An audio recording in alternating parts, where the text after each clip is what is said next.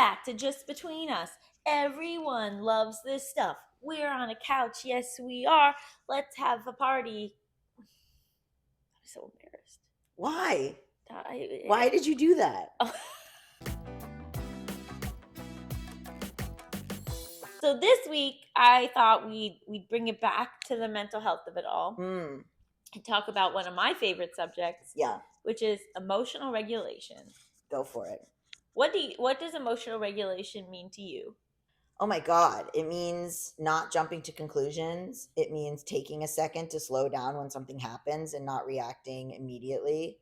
It means thinking about the bigger picture of the situation. I'm very pro it right now. That's like my whole thing in my life right now.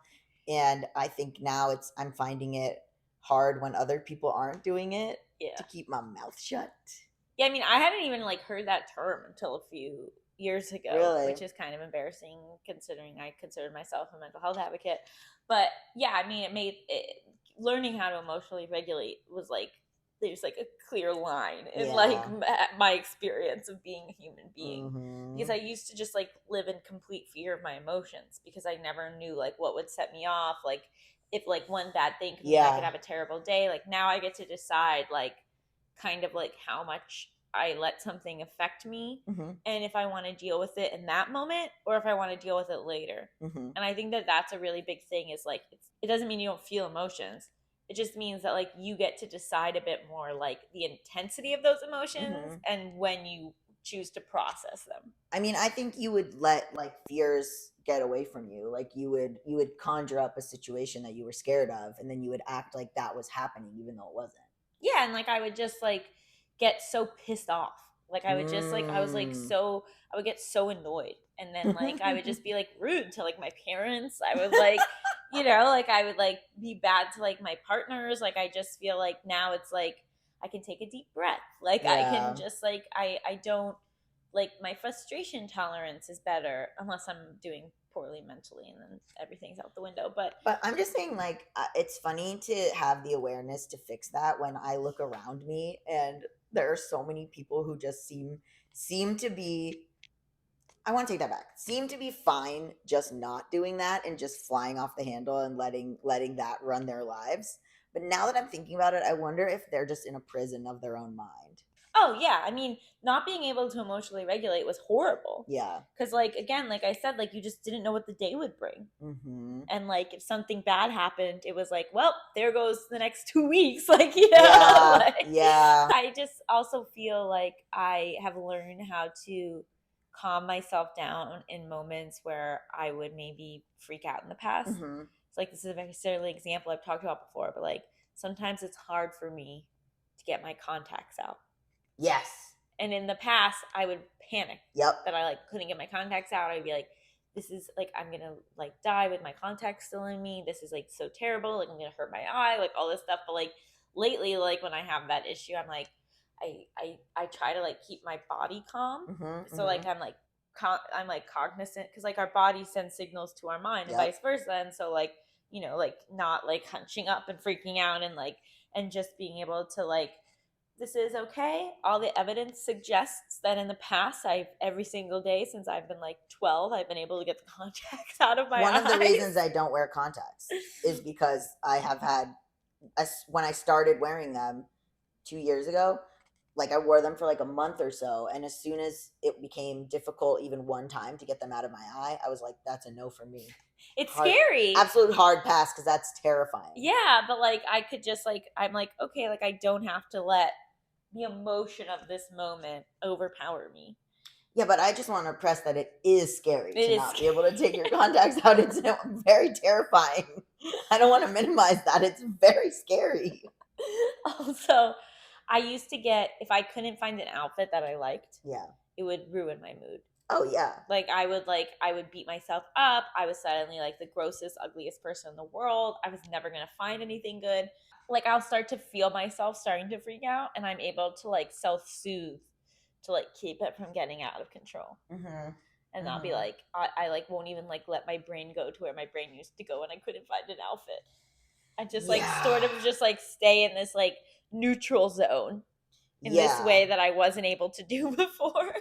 Yeah, I mean, I think like, well, I was gonna say we both have body issues, or like just wanting to connect small things to bigger things and then go to extremes.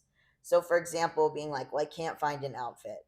Oh, I guess that means that I'm ugly. Well, I guess that means that no one will ever love me. You know what I mean? Like, just instead of just being like staying with like what is actually happening. Yeah. Like, and that's like, Alex has been really good for helping me with that too, because I do go to extremes. Like, I'll be like, I sideswiped my car. That means I'm irresponsible. It means I'll never be able to have any of the things I want in life because I'm irresponsible. But it's like, no. Oh my God. Did I send you the picture of what happened with the mirror? No. Mama. Okay. So I go to Drew's house because she's moving. She asked me to pick up some stuff for her. This is when I could have really lost my mind. So I go to Drew's house and she's got like some stuff that I take for her. And she's like, can you just put some of my furniture out on the curb? I don't want it anymore. One is like a bookshelf and one is a full length mirror. So I'm like, you don't want this mirror? And she's like, no, it's like not that expensive. It's just like, but it was like cool looking. So I was like, oh, I'm gonna take the mirror. So I take the mirror. I live up a flight of stairs. I unload the mirror. I bring it all the way up the stairs. It's on solid ground. So to this day, I have no idea what happened. This happened yesterday. I'm To like, this day in the last 24 hours. I'm like, I don't know what happened. So it's on solid ground. I turn around to open my door, and the mirror goes down the stairs, all the way down the stairs, shatters all the way down the stairs. You'll see in the photo. Shatters all the way down the stairs and lands on the ground. Makes the loudest noise, and I just stare at it. I stare at what has occurred. I don't know how you clean up a mirror. What are you supposed to do? What? And like a broom.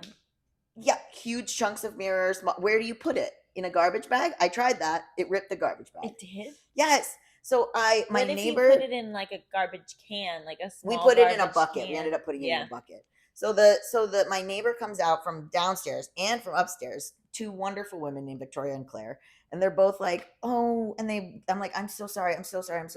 They come, they're like helping me. That's They so get, nice. they're like, don't worry. We're just glad you're okay. They get like stuff. They get buckets and other stuff, and they're like helping me. I get my dust buster.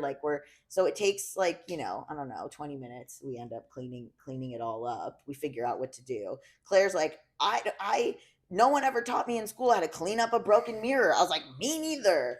And then I have the wrought iron frame of the mirror. So I'm like, I guess I'll just put this out on the curb. So I put it out on the curb because I'm like, and people put stuff out on the curb all the time. Like, there's always stuff out there like that people can take or the garbage can take, whatever. So put it on the curb. I'm like, this is still a really nice wrought iron frame. Like, oh well. Like, and then I was like, well, the mirror wasn't that expensive and it was free, and I already have a full length mirror, so I guess, I'm just kind of trying to walk through like, I guess it's fine and it's not 7 years of bad luck, blah blah blah. Okay, I'm at Alex's.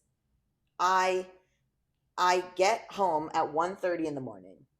I pull into my driveway and into my spot in the parking garage. The mirror is in my spot. What? The mirror is in my spot. Someone put it there? there? The frame is in my spot facing me. Because it's haunted? It wasn't directly in front. So how did they know it was mine? Why did they put it back? No, the mirror moved itself. It's haunted. It's fucking haunted, right? No other evidence needed. I like took it and I put it in the dumpster because I was like, I don't know. If I come back from here and the fucking mirror is back in my spot, I'm moving. And I would say that that's actually a pretty emotionally regulated reaction. Right? Sometimes the correct answer is to panic. And then Drew was like, wait, did it have the mirror back on it? And I was like, no, that would have been horrifying. That would have been really cool. Because then magic is real. How do you feel like you've gotten better at emotional regulation? It's like, sadly, a touch of nihilism. Where I go, well, nothing matters. I mean, honestly, sometimes that can help. Or not nothing matters, but that, like, this doesn't matter. Yeah. Like that I'll be okay. Am I alive? Am I going to be alive? What are the worst case scenarios? I just know I'm like, a bunch of bad things have happened to me in a row, not including the mirror, but the mirror is part of it. And I'm also being haunted by a mirror. You know how it goes. You're going to lose your health insurance. Your ex is being crazy. You're haunted by a mirror. The real R.L. Stein book of problems.